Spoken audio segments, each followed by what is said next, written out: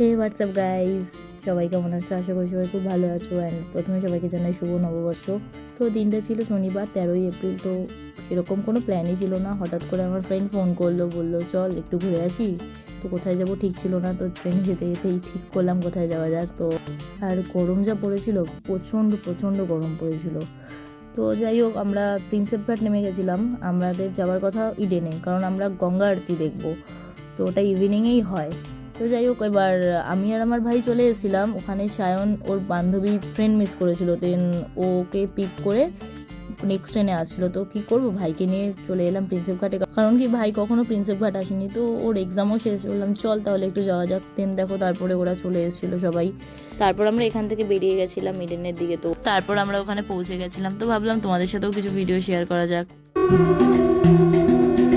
गंगाधराय शिव गंगाधराय हर हर भोले नमः शिवाय गंगाधराय शिव गंगाधराय हर हर भोले नमः।